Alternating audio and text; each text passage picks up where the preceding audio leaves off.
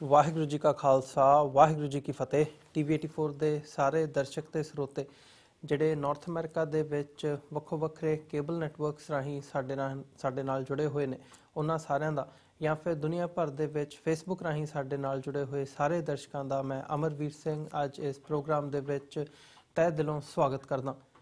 Viewers, ਹਰ ਇੱਕ ਸਿੱਖ ਦੁਨੀਆ ਭਰ ਦੇ ਵਿੱਚੋਂ ਜਿੱਥੇ ਵੀ ਬੈਠੇ ਆ, ਜਦੋਂ ਵੀ ਗੁਰਦੁਆਰਾ ਸਾਹਿਬ ਦੇ ਵਿੱਚ ਕਿਤੇ ਲੜਾਈ ਝਗੜੇ ਦੀ ਘਟਨਾ ਸਾਡੇ ਸਾਹਮਣੇ ਆਉਂਦੀ ਹੈ ਤਾਂ ਸਿਰ ਜਿਹੜਾ ਹੈਗਾ ਉਹ ਨਮੋਸ਼ੀ ਦੇ ਨਾਲ ਝੁਕਦਾ ਤੇ ਹਰ ਇੱਕ ਸਿੱਖ ਇਹ ਗੱਲ ਚਾਹੁੰਦਾ ਕਿ ਗੁਰਦੁਆਰਾ ਸਾਹਿਬਾਨਾਂ ਦੇ ਵਿੱਚ ਲੜਾਈ ਝਗੜਾ ਜਾਂ ਫਸਾਦ ਇਹ ਨਹੀਂ ਹੋਣਾ ਚਾਹੀਦਾ। ਪਰ ਇੱਕ ਗੱਲ ਇਹਦੇ ਵਿੱਚ ਸਾਨੂੰ ਜ਼ਰੂਰ ਦੇਖਣੀ ਪਵੇਗੀ ਕਿ ਕੀ ਇਹਦੇ ਜਿਹੜਾ ਬਿਹਾਈਂਡ ਕੀ ਘਟਨਾਕ੍ਰਮ ਚੱਲ ਰਿਹਾ ਹੁੰਦਾ ਉਹ ਮੀਡੀਆ ਦੇ ਵਿੱਚ ਵੀ ਬਹੁਤ ਘੱਟ ਦੇਖਣ ਨੂੰ ਮਿਲਦਾ ਤੇ ਸਿੱਖ ਚਿੰਤਕਾਂ ਵੱਲੋਂ ਬਹੁਤੀ ਵਾਰ ਉਹਦਾ ਜਿਹੜਾ ਵਿਸ਼ਲੇਸ਼ਣ ਹੈਗਾ ਉਸ ਦੇ ਉੱਪਰ ਵਿਚਾਰ ਚਰਚਾ ਨਹੀਂ ਕੀਤੀ ਜਾਂਦੀ।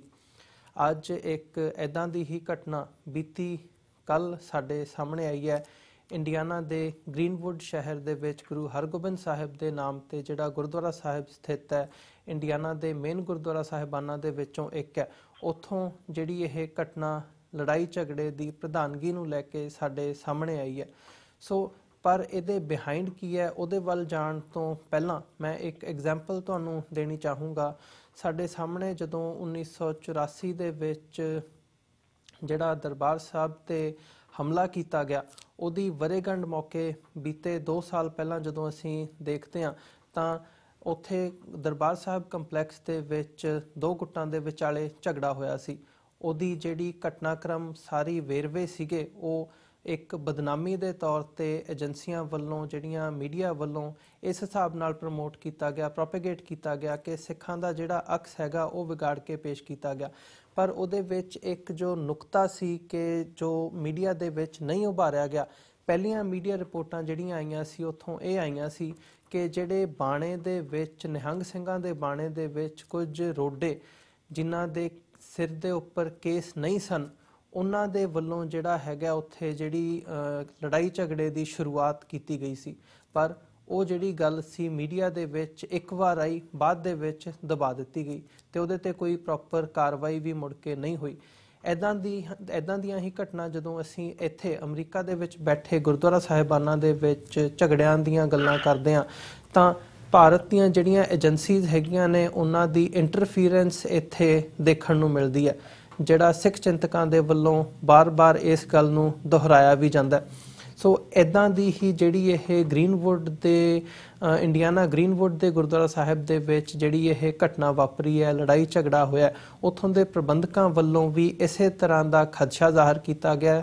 ਹਾਲਾਂਕਿ ਇਹ ਦਾਅਵਾ ਕੀਤਾ ਗਿਆ ਕਿ ਇਹਦੇ ਪਿੱਛੇ ਜਿਹੜੀਆਂ ਏਜੰਸੀਆਂ ਹੈਗੀਆਂ ਨੇ ਜਾਂ ਸਰਕਾਰ ਹੈਗੀ ਹੈ ਉਹ ਇੰਟਰਫੀਰੈਂਸ ਕਰ ਰਹੀ ਹੈ, ਗੁਰਦੁਆਰਾ ਸਾਹਿਬ ਨੂੰ ਕੰਟਰੋਲ ਕਰਨ ਦੇ ਲਈ ਉੱਥੇ ਆਪਣੀਆਂ ਪਾਲਿਸੀਜ਼ ਨੂੰ ਪ੍ਰਮੋਟ ਕਰਨ ਦੀ ਜਿਹੜੀ ਕੋਸ਼ਿਸ਼ ਹੈ ਉਹ ਕੀਤੀ ਜਾ ਰਹੀ ਹੈ। ਇਸੇ ਸੰਬੰਧ ਦੇ ਵਿੱਚ ਅੱਜ ਅਸੀਂ ਜਿਹੜੇ ਗੁਰਦੁਆਰਾ ਗ੍ਰੀਨਵੁੱਡ ਦਾ ਜਿਹੜਾ ਹੈਗਾ ਉਹਨਾਂ ਦੇ ਜਿਹੜੇ ਸਪੋਕਸਮੈਨ ਨੇ ਸਰਦਾਰ ਬਲਵਿੰਦਰ ਸਿੰਘ, ਇਸ ਇਸ਼ੂ ਦੇ ਉੱਪਰ ਉਹਨਾਂ ਨਾਲ ਵਿਚਾਰ ਚਰਚਾ ਕਰਾਂਗੇ ਤੇ ਜਾਣਨ ਦੀ ਕੋਸ਼ਿਸ਼ ਕਰਾਂਗੇ ਕਿ ਐਗਜ਼ੈਕਟਲੀ ਗ੍ਰੀਨਵੁੱਡ ਦੇ ਗੁਰਦੁਆਰਾ ਸਾਹਿਬ ਦੇ ਵਿੱਚ ਕੀ ਵਾਪਰਿਆ ਐਗਜ਼ੈਕਟਲੀ ਤੇ ਉਹਦੇ ਬਿਹਾਈਂਡ ਕੀ ਹੈ। ਆਓ ਉਹਨਾਂ ਨਾਲ ਮਿਲ ਕੇ ਅੱਜ ਦੀ ਵਿਚਾਰ ਚਰਚਾ ਦੀ ਸ਼ੁਰੂਆਤ ਕਰਦੇ ਹਾਂ। ਹਾਂਜੀ ਬਲਵਿੰਦਰ ਸਿੰਘ ਜੀ, ਤੁਹਾਡਾ ਸਵਾਗਤ ਹੈ ਜੀ ਪ੍ਰੋਗਰਾਮ ਦੇ ਵਿੱਚ। ਵਾਹਿਗੁਰੂ ਜੀ ਕਾ ਖਾਲਸਾ ਵਾਹਿਗੁਰੂ ਜੀ ਕੀ ਫਤਿਹ।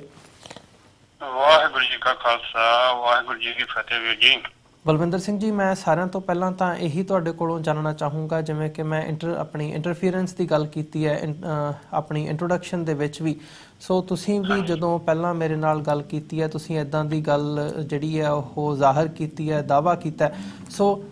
ਐਗਜ਼ੈਕਟਲੀ ਕੀ ਵਾਪਰਿਆ ਗੁਰਦੁਆਰਾ ਸਾਹਿਬ ਦੇ ਵਿੱਚ ਤੇ ਜੇ ਇਹਦੇ ਬਿਹਾਈਂਡ ਦੇ ਵਿੱਚ ਦੇਖਣਾ ਹੋਵੇ ਤਾਂ ਕੀ ਕਹਿਣਾ ਚਾਹੋਗੇ, ਕੀ ਸਮਝਦੇ ਹੋ ਇਸ ਸਾਰੇ ਘਟਨਾਕ੍ਰਮ ਦੇ ਪਿੱਛੇ ਕੀ ਚੱਲ ਰਿਹਾ ਹੈ, ਸੱਚਾਈ ਕੀ ਹੈ ਐਗਜ਼ੈਕਟਲੀ?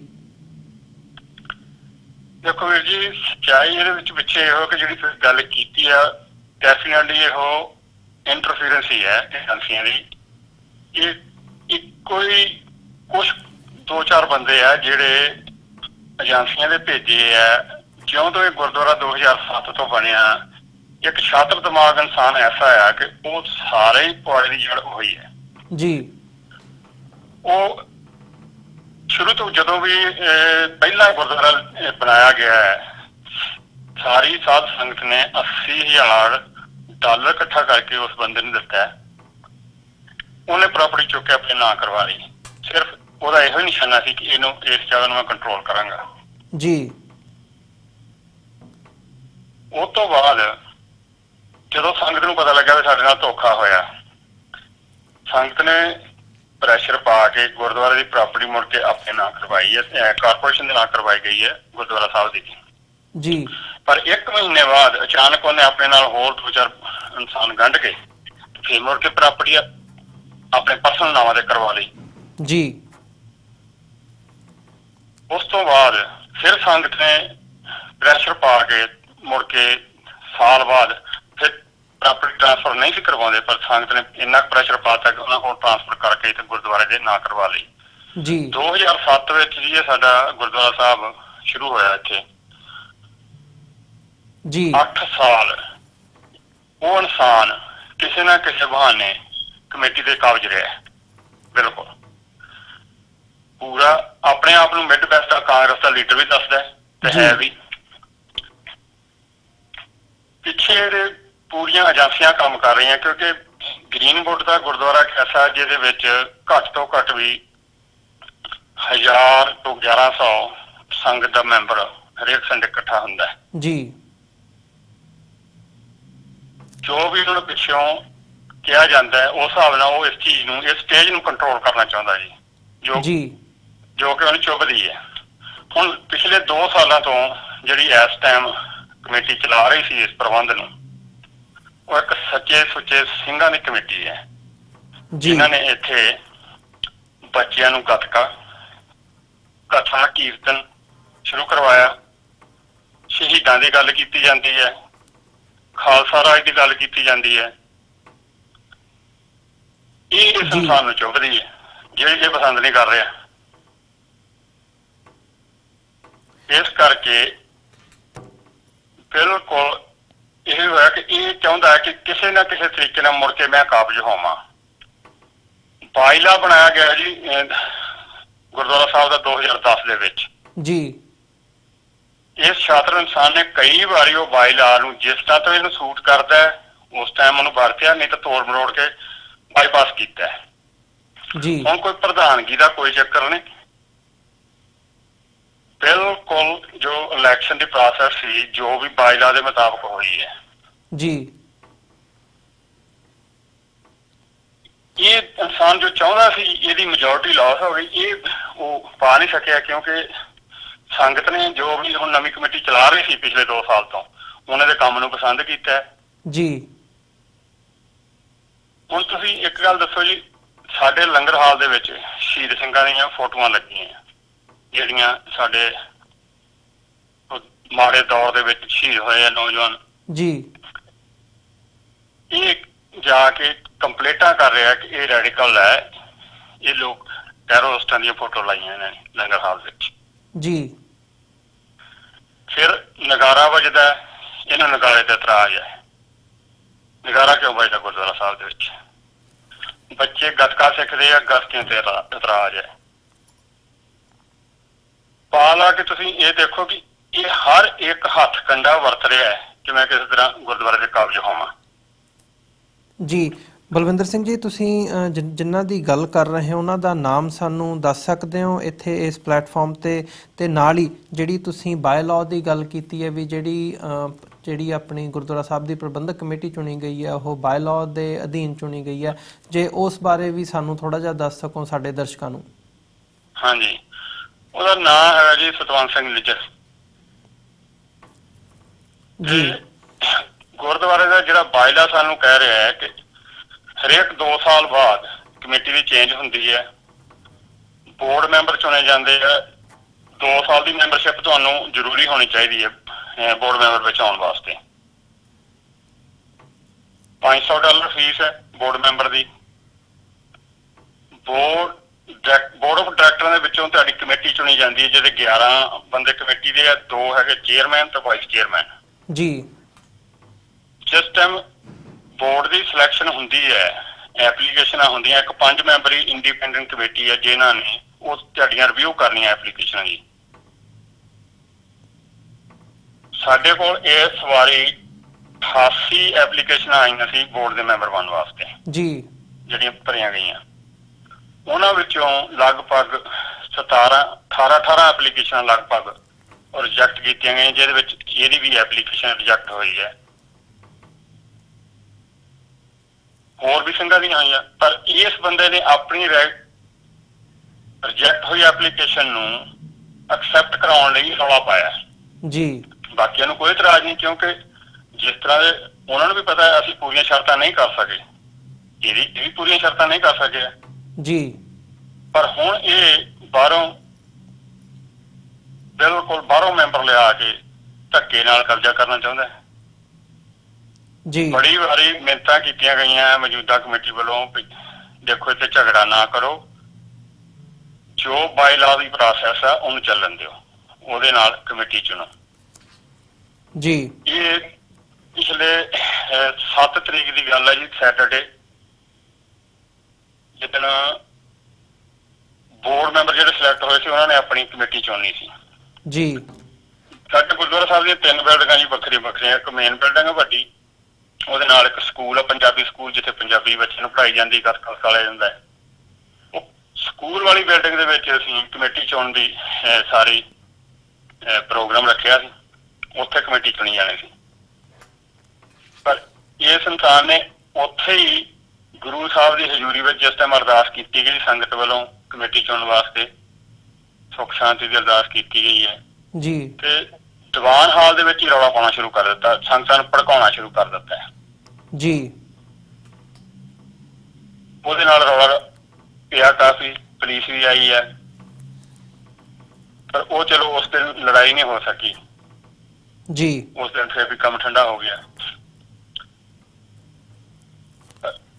ਲੜਾਈ ਸਿਰਫ ਇਹ ਇੱਕੋ ਇਨਸਾਨ ਦੀ ਹੈ, ਇਹੋ ਹੀ ਕੁਛ ਭੋਲੀ ਭਾਲੀ ਸੰਗਤ ਨੂੰ ਝੂਠਾ ਪ੍ਰੋਪੇਗੈਂਡਾ ਦਾ ਪ੍ਰਚਾਰ ਕਰਕੇ ਜਿਸ ਤਰ੍ਹਾਂ ਪਿੱਛੋਂ ਏਜੰਸੀਆਂ ਨੂੰ ਇਹਨੂੰ ਖਾਲਿਆ ਜਾਂਦਾ ਤੇ ਰੌਲਾ ਪਵਾ ਰਿਹਾ ਜੀ। ਹੋਰ ਇੱਥੇ ਕੋਈ ਸਿੱਖਾਂ ਦੀ ਲੜਾਈ ਨਹੀਂ ਹੈਗੀ, ਕੋਈ ਦੋ ਧੜੇ ਨਹੀਂ ਹੈਗੇ, ਬਸ ਇਹ ਇੱਕੋ ਹੀ ਹੈ।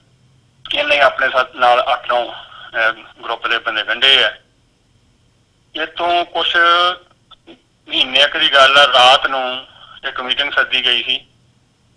ਉਸ ਮੀਟਿੰਗ ਦੇ ਵਿੱਚ ਕੁਛ ਬਾਹਰੋਂ ਸ਼ਰਾਬ ਪਿਲਾ ਕੇ ਵੀ ਬੰਦੇ ਲਿਆਂਦੇ ਗਏ ਗੁਰਦੁਆਰਾ ਸਾਹਿਬ ਦੀ ਹਜ਼ੂਰੀ ਦੇ ਵਿੱਚ ਜੀ, ਇਹਦੇ ਗਰੁੱਪ ਦੇ ਬੰਦੇ ਸੀ।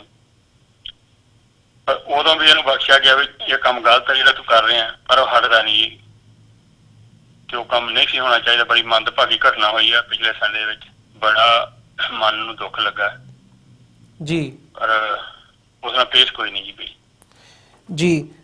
ਭਾਈ ਸਾਹਿਬ, ਜਿਹੜੀ ਤੁਸੀਂ ਗੱਲ ਕੀਤੀ ਹੈ, ਜਿਵੇਂ ਕਿ ਤੁਸੀਂ ਦੱਸਿਆ ਕਿ ਇਹ ਕੋਈ ਇੱਕਦਮ ਨਹੀਂ ਘਟਨਾ ਵਾਪਰੀ ਹੈਗੀ, ਬਲਕਿ ਲੰਘੇ ਵੀਕਐਂਡ ਜਿਹਦੀ ਜਿਹੜੀਆਂ ਝਲਕੀਆਂ ਹੈਗੀਆਂ ਨੇ ਸਾਡੇ ਜਿਹੜੇ ਦਰਸ਼ਕ ਨੇ ਉਹ ਸਕਰੀਨ ਦੇ ਉੱਪਰ ਵੀ ਦੇਖ ਰਹੇ ਆ, ਜਦੋਂ ਤੁਸੀਂ ਉਹਦੀ ਗੱਲ ਕਰਦੇ ਹੋ ਵੀ ਕਿਤੇ ਨਾ ਕਿਤੇ ਇਹ ਇੱਕ ਪ੍ਰੀ ਮੈਡੀਟੇਟਿਡ, ਸੋਚੀ ਸਮਝੀ ਸਾਜ਼ਿਸ਼ ਦੇ ਤਹਿਤ ਕੀਤਾ ਹੋਇਆ ਜਿਹੜਾ ਕਾਰਾ ਹੈਗਾ ਉਹ ਬਣ ਜਾਂਦਾ ਹੈ। ਸੋ ਇਸ ਬਾਰੇ ਤੁਸੀਂ ਕੀ ਕਹਿਣਾ ਚਾਹੋਗੇ? ਜਿਹੜੀ ਇੰਟਰਫੀਅਰੈਂਸ ਦਾ ਜਦੋਂ ਅਸੀਂ ਲੈਵਲ ਦੇਖਦੇ ਹਾਂ ਗੁਰਦੁਆਰਾ ਸਾਹਿਬਾਨਾਂ ਦੇ ਵਿੱਚ ਵੀ, ਇੱਕ ਘਟਨਾਕ੍ਰਮ ਪਹਿਲਾਂ ਤੋਂ ਚੱਲਿਆ ਆਉਂਦਾ ਹੈ, ਉਸ ਨੂੰ ਤੁਸੀਂ ਸੋਚ ਸਮਝ ਕੇ ਇਸ ਮੁਕਾਮ ਤੱਕ ਲੈ ਕੇ ਆਉਂਦੇ ਹੋ, ਤੇ ਫਿਰ ਅੱਜ ਜਿਹੜਾ ਖਾਸ ਤੌਰ ਤੇ ਘਟਨਾ ਵਾਪਰਨ ਤੋਂ ਬਾਅਦ ਜਿੱਦਾਂ ਦਾ ਮੀਡੀਆ ਦਾ ਰੋਲ ਰਿਹਾ, ਇੱਕਦਮ ਇੰਟਰਨੈਸ਼ਨਲ ਮੀਡੀਆ ਨੇ ਪਿਕ ਕੀਤਾ, ਫੌਕਸ ਨਿਊਜ਼ ਤੋਂ ਲੈ ਕੇ ਬਾਕੀ ਜਿਹੜੇ ਮੀਡੀਆ ਪਲੇਟਫਾਰਮਸ ਹੈਗੇ ਆ ਉਹਨਾਂ ਤੇ ਸਾਰਿਆਂ ਤੇ ਇੱਕਦਮ ਜਿਹੜੀ ਖਬਰ ਦਾ ਜਾਣਾ, ਕਿਤੇ ਨਾ ਕਿਤੇ ਇਹ ਗੱਲ ਨਜ਼ਰ ਆਉਂਦੀ ਹੈ ਵੀ ਜਿਹੜਾ ਇਹ ਸਾਰਾ ਘਟਨਾਕ੍ਰਮ ਹੈਗਾ ਇਹ ਪਹਿਲਾਂ ਪਲਾਨ ਕੀਤਾ ਗਿਆ ਸੀ। ਤੁਸੀਂ ਇਸ ਬਾਰੇ ਕੀ ਸੋਚਦੇ ਹੋ? ਬਿਲਕੁਲ ਜੀ, ਪਲਾਨ ਕੀਤਾ ਸਾਰਾ ਘਟਨਾਕ੍ਰਮ, ਇਹਦੇ ਵਿੱਚ ਕੋਈ ਸ਼ੱਕ ਨਹੀਂ ਹੈਗੀ। ਏਜੰਸੀਆਂ ਦਾ ਸਾਰਾ ਪਲਾਨ ਕੀਤਾ ਹੈ। ਤੁਸੀਂ ਬਿਲਕੁਲ ਦੇਖ ਸਕਦੇ ਆ ਵੀ ਕਿਸ ਤਰ੍ਹਾਂ ਇਹਨੇ ਰੌਲਾ ਪਾਇਆ। ਗੁਰੂ ਮਹਾਰਾਜ ਦਾ ਇਹਨਾਂ ਨੂੰ ਡਰ ਹੀ ਕੋਈ ਨਹੀਂ, ਇਸ ਇਨਸਾਨ ਨੂੰ। ਗੁਰੂ ਮਹਾਰਾਜ ਦੀ ਹਜ਼ੂਰੀ ਦੇ ਵਿੱਚ ਰੌਲਾ ਪਾਇਆ ਗਿਆ, ਬੇਨਤੀਆਂ ਕੀਤੀਆਂ ਗਈਆਂ ਵੀ ਅਸੀਂ ਇੱਥੇ ਕਮੇਟੀ ਨਹੀਂ ਚੁਣਨੀ, ਇੱਥੇ ਕੋਈ ਨਾ ਕੋਈ ਉੱਚੀ ਨੀਵੀਂ ਗੱਲ ਹੋ ਜਾਂਦੀ ਹੈ। ਇਸ ਬੰਦੇ ਨੇ ਅੜ ਕੇ ਕਿਹਾ ਕਿ ਇੱਥੇ ਕਮੇਟੀ ਚੁਣੀ ਜਾਏਗੀ, ਤੇ ਉਸ ਦੀਵਾਨ ਹਾਲ ਦੇ ਵਿੱਚ ਗੁਰੂ ਮਹਾਰਾਜ ਦੀ ਹਜ਼ੂਰੀ ਦੇ ਵਿੱਚ ਇੰਨਾ ਕੁ ਰੌਲਾ ਪਾਇਆ ਇਸ ਇਨਸਾਨ ਨੇ ਕਿ ਸ਼ਰਮ ਨਾਲ ਸਿਰ ਝੁਕ ਜਾਂਦਾ ਹੈ ਜੀ।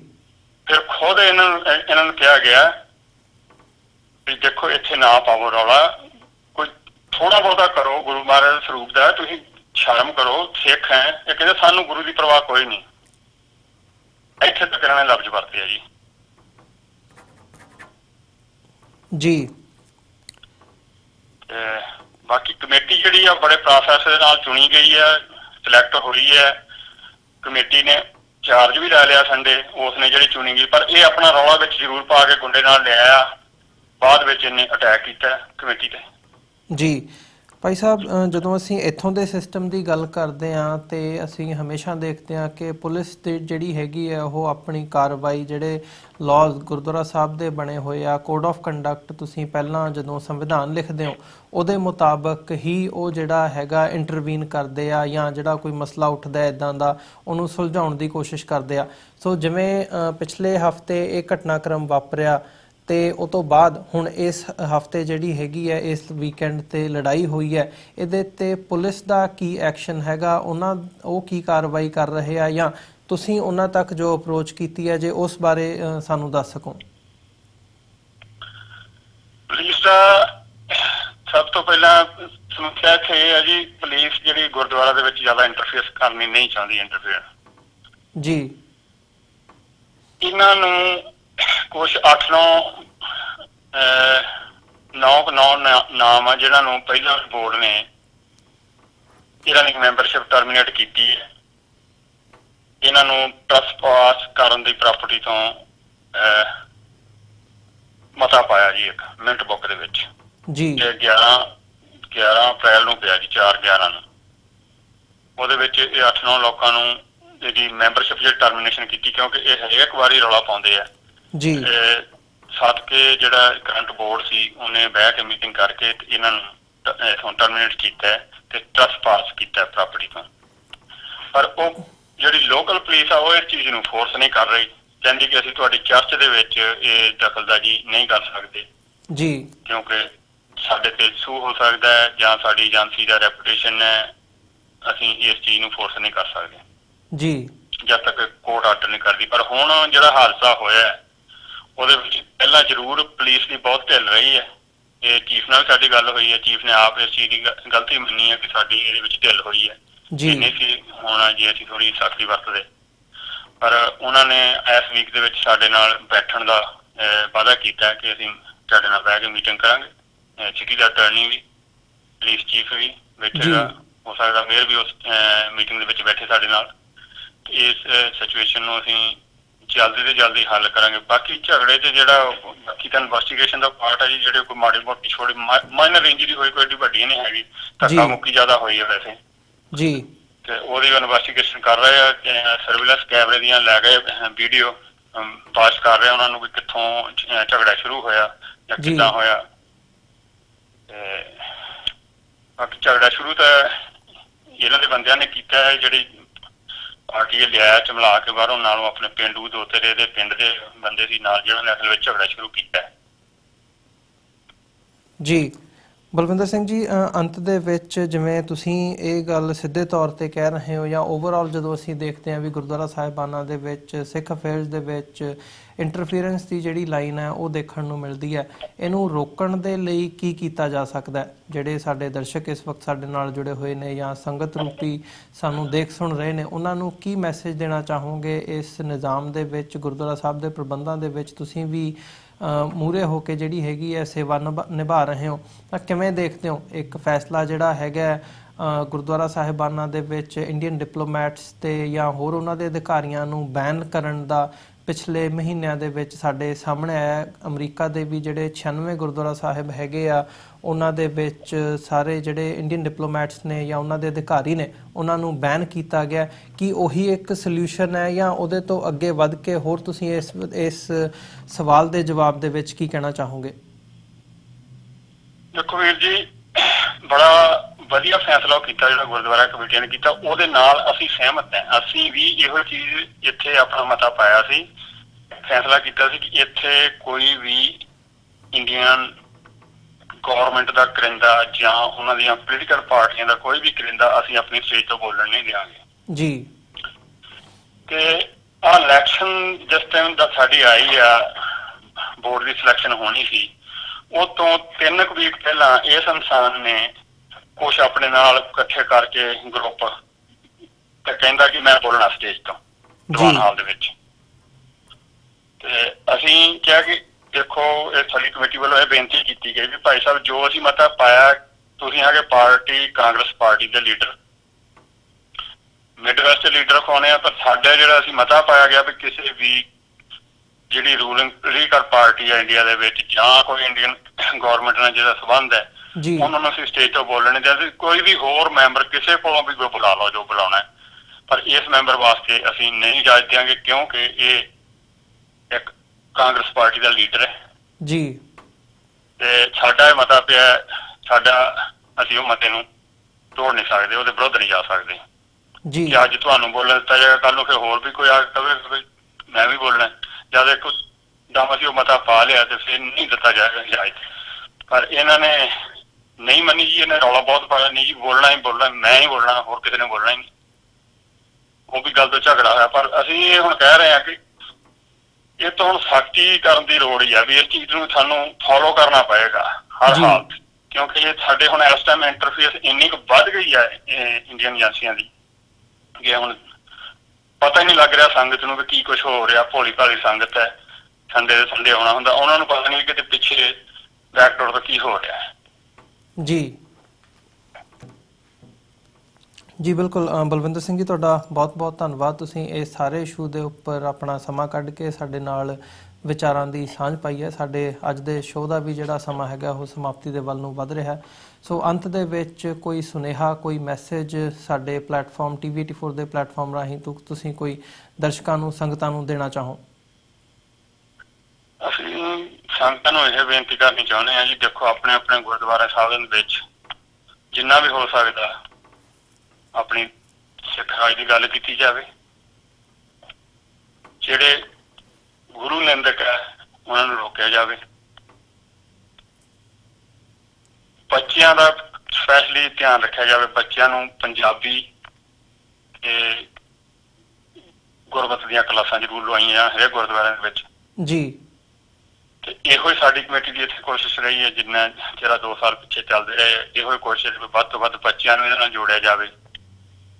ਤੇ ਬਾਕੀ ਹਰ ਥਾਂ ਕੁਛ ਨਾ ਕੁਛ ਤਾਂ ਏਦਾਂ ਦੇ ਹੁੰਦੇ ਇਨਸਾਨ, ਉਹਨਾਂ ਤੇ ਨਿਗਾਹ ਰੱਖੀ ਜਾਵੇ ਵੀ ਜਿਹੜੇ ਇਸ ਚੀਜ਼ ਨੂੰ ਨਹੀਂ ਪਸੰਦ ਕਰਦੇ ਉਹਨਾਂ ਨੂੰ ਗੁਰਦੁਆਰੇ ਤੋਂ ਪਰੇ ਕੀਤਾ ਜਾਵੇ ਜੀ। ਜੀ ਬਲਵਿੰਦਰ ਸਿੰਘ ਜੀ, ਤੁਹਾਡਾ ਬਹੁਤ ਬਹੁਤ ਧੰਨਵਾਦ ਜੀ ਆਪਣਾ ਸਮਾਂ ਦੇਣ ਦੇ ਲਈ। ਅੰਤ ਦੇ ਵਿੱਚ ਤੁਹਾਡਾ ਧੰਨਵਾਦ ਕਰਦੇ ਹਾਂ। ਫਤਿਹ ਦੀ ਸਾਂਝ ਪਾਈਏ ਜੀ। ਵਾਹਿਗੁਰੂ ਜੀ ਕਾ ਖਾਲਸਾ, ਵਾਹਿਗੁਰੂ ਜੀ ਕੀ ਫਤਿਹ। ਵਾਹਿਗੁਰੂ ਜੀ ਕਾ ਖਾਲਸਾ, ਵਾਹਿਗੁਰੂ ਜੀ ਕੀ ਫਤਿਹ। ਵਿਊਅਰਸ, ਇਹ ਸਨ ਗੁਰਦੁਆਰਾ ਗ੍ਰੀਨਵੁੱਡ ਦੇ ਜਿਹੜੇ ਸਪੋਕਸਮੈਨ ਨੇ। ਇਹਨਾਂ ਨੇ ਆਪਣੇ ਵਿਚਾਰਾਂ ਰਾਹੀਂ ਸਾਨੂੰ ਜਿਹੜੀ ਇਨਸਾਈਡ ਜੋ ਘਟਨਾਕ੍ਰਮ ਵਾਪਰਿਆ ਉਹਦੇ ਬਾਰੇ ਜਾਣਕਾਰੀ ਦਿੱਤੀ ਹੈ ਕਿ ਇਹਨਾਂ ਦਾ ਮੰਨਣਾ ਹੈ ਕਿ ਜਿਹੜੀ ਇਹ ਇੰਟਰਫੀਅਰੈਂਸ ਹੈਗੀ ਹੈ ਇੱਕ ਬੰਦੇ ਵੱਲੋਂ ਜੋ ਇੱਕ ਧੜਾ ਬਣਾ ਕੇ ਕੀਤੀ ਜਾ ਰਹੀ ਹੈ। ਖਾਸ ਤੌਰ 'ਤੇ ਉਹਦਾ ਜਿਹੜਾ ਮੁੱਖ ਨਿਸ਼ਾਨਾ ਹੈ ਉਹ ਗੁਰਦੁਆਰਾ ਸਾਹਿਬਾਨ ਦੇ ਵਿੱਚ, ਗੁਰੂ ਘਰ ਦੇ ਵਿੱਚ ਜਿਹੜੀ ਪੰਥਕ ਗੱਲ ਹੁੰਦੀ ਹੈ, ਸਿੱਖ ਹੱਕਾਂ ਦੀ ਗੱਲ ਹੁੰਦੀ ਹੈ, ਉਹਨੂੰ ਡੀਰੇਲ ਕਰਨਾ। ਤੇ ਓਵਰਆਲ ਜਦੋਂ ਅਸੀਂ ਦੇਖਦੇ ਹਾਂ ਫਿਰ ਇੱਦਾਂ ਦੀ ਨਿਊਜ਼ ਜਦੋਂ ਬਾਹਰ ਆਉਂਦੀ ਹੈ ਤਾਂ ਸਿੱਖ ਕੌਮ ਦਾ ਜਿਹੜਾ ਅਕਸ ਹੈ ਉਹਨੂੰ ਵੀ ਢਾਹ ਲੱਗਦੀ ਹੈ। ਸੋ ਅਸੀਂ ਵੀ ਇਹ ਗੱਲ ਸਮਝਦੇ ਹਾਂ ਕਿ ਇੱਦਾਂ ਦੀਆਂ ਜਿਹੜੇ ਘਟਨਾਕ੍ਰਮ ਨੇ ਉਹਨਾਂ ਨੂੰ ਠੱਲ ਪੈਣੀ ਚਾਹੀਦੀ ਹੈ। ਜਿੱਥੇ ਜਿੱਥੇ ਵੀ ਸਿੱਖ ਸੰਗਤਾਂ ਬੈਠੀਆਂ ਨੇ ਉਹ ਇਹਨਾਂ ਜਿਹੜੀਆਂ ਇਹ ਚਾਲਾਂ ਨੇ, ਸਿੱਖ ਵਿਰੋਧੀ ਚਾਲਾਂ, ਇਹਨਾਂ ਤੋਂ ਸੁਚੇਤ ਹੋਣ ਤੇ ਨਾਲ ਹੀ ਆਪਣਾ ਜਿਹੜਾ ਹੈਗਾ ਕਿਸੇ ਵੀ ਤਰੀਕੇ ਨਾਲ ਉਹਨੂੰ ਰੋਕਣ ਦੇ ਵਿੱਚ ਜੋ ਬਣਦਾ ਯੋਗਦਾਨ ਪਾ ਸਕਦੇ ਆ ਉਹ ਜ਼ਰੂਰ ਪਾਉਣ। ਸੋ ਇਹਨਾਂ ਹੀ ਸ਼ਬਦਾਂ ਦੇ ਨਾਲ ਮੈਂ ਅੱਜ ਦੇ ਪ੍ਰੋਗਰਾਮ ਦੇ ਵਿੱਚ ਤੁਹਾਡੇ ਸਾਰਿਆਂ ਕੋਲੋਂ ਇਜਾਜ਼ਤ ਚਾਹੂੰਗਾ। ਜਾਂਦੇ ਜਾਂਦੇ ਤੁਹਾਡੇ ਚਰਨਾਂ ਦੇ ਵਿੱਚ ਬੇਨਤੀ ਵੀ ਕਰਨਾ ਚਾਹੂੰਗਾ ਕਿ TV84 ਨੂੰ ਅੱਗੇ ਵਧਾਉਣ ਦੇ ਲਈ, ਚੱਲਦਾ ਰੱਖਣ ਦੇ ਲਈ ਸਾਨੂੰ ਤੁਹਾਡੀ ਸਹਾਇਤਾ ਦੀ ਲੋੜ ਹੈ। TV84 ਨੂੰ ਡੋਨੇਟ ਕਰਨ ਦੇ ਲਈ ਤੁਸੀਂ ਸਾਡੀ ਵੈਬਸਾਈਟ www.tv84.tv ਤੇ ਜਾ ਕੇ ਸਾਨੂੰ ਡੋਨੇਟ ਕਰ ਸਕਦੇ ਹੋ ਤੇ ਮੰਥਲੀ ਡੋਨੇਸ਼ਨਸ ਦੇ ਲਈ ਪਲੈਜ ਕਰ ਸਕਦੇ ਹੋ। ਜੇ ਚੈੱਕ ਰਾਹੀਂ ਡੋਨੇਸ਼ਨਸ ਭੇਜਣੀਆਂ ਚਾਹੁੰਦੇ ਹੋ ਤਾਂ TV84 ਦੇ ਨਾਮ ਦਾ ਚੈੱਕ ਬਣਾ ਕੇ ਤੁਸੀਂ ਸਾਨੂੰ ਸਾਡੇ ਐਡਰੈਸ ਤੇ ਮੇਲ ਕਰ ਸਕਦੇ ਹੋ। 3601 37th Avenue, Long Island City, New York 11101। Website ਇੱਕ ਵਾਰ ਫਿਰ ਰਿਪੀਟ ਕਰਦੇ ਹਾਂ www.tv84.tv। ਇਸੇ ਦੇ ਨਾਲ ਵਿਊਅਰਸ ਅਸੀਂ ਅੱਜ ਦੇ ਪ੍ਰੋਗਰਾਮ ਦੇ ਵਿੱਚ ਤੁਹਾਡੇ ਕੋਲੋਂ ਇੱਥੇ ਹੀ ਇਜਾਜ਼ਤ ਚਾਹਾਂਗੇ। ਕੱਲ੍ਹ ਨੂੰ ਦੁਬਾਰਾ ਤੁਹਾਡੇ ਨਾਲ ਫਿਰ ਮੁਲਾਕਾਤ ਹੋਵੇਗੀ। ਤਦ ਤੱਕ ਲਈ ਇਜਾਜ਼ਤ ਦਿਓ ਜੀ। ਵਾਹਿਗੁਰੂ ਜੀ ਕਾ ਖਾਲਸਾ, ਵਾਹਿਗੁਰੂ ਜੀ ਕੀ ਫਤਿਹ।